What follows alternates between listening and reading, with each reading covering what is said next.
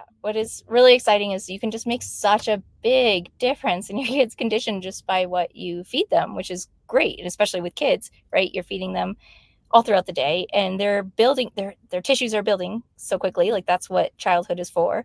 And they can bounce back really quickly too, which is what's so exciting about working with kids. So they need to eat whole, real food. First and foremost, it needs to be whole, it needs to be real, it needs to be digestible, I guess, is first and foremost. And that means, not like even you need to cook it. You need to cook it properly. You need to use like anti-inflammatory herbs and spices, not spicy spices, right? And we're talking about kids, but also just any inflammatory condition at all, like nothing that increases heat in the body. No yeast, because you talked about candida, how that shows up in kids, like anything that's made from yeast.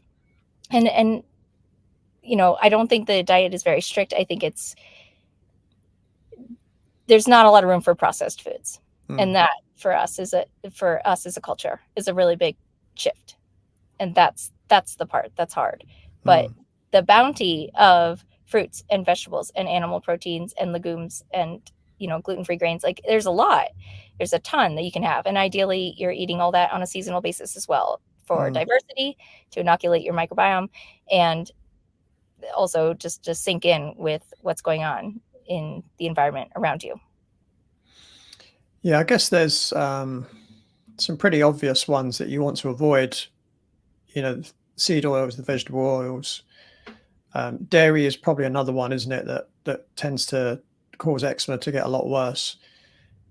Are there any, what some people might consider healthy foods that you would suggest people probably need to avoid? Yeah. So like you mentioned, like the gluten and dairy, and for our population, like eggs, that's a whole real food that doesn't serve people that are trying to heal from eczema. And nuts as well. It's another one that's just a big trigger for our population. So it's fermented foods. Those are really high in histamine. And that's like step number one. Like that's what it's like recommended in any gut healing protocol. And bone broth, same. Really, really high in histamine. And we still eat chicken soup, but you just eat it that same day. So there's things you can do. But then for that time being, when we were really focused on healing, like, and it's, kombucha, right? For parents, like your kids are probably not drinking a ton, but you might be. And like those big bottles, like those are made from yeast. Or any wine, like that's not necessarily a health food, but like, any fermented or any fermented liquids, it's not gonna serve anything made from yeast. It's not gonna serve your eczema condition. Or if you're nursing an eczema baby, like you're gonna have to eradicate those type of things out of your diet.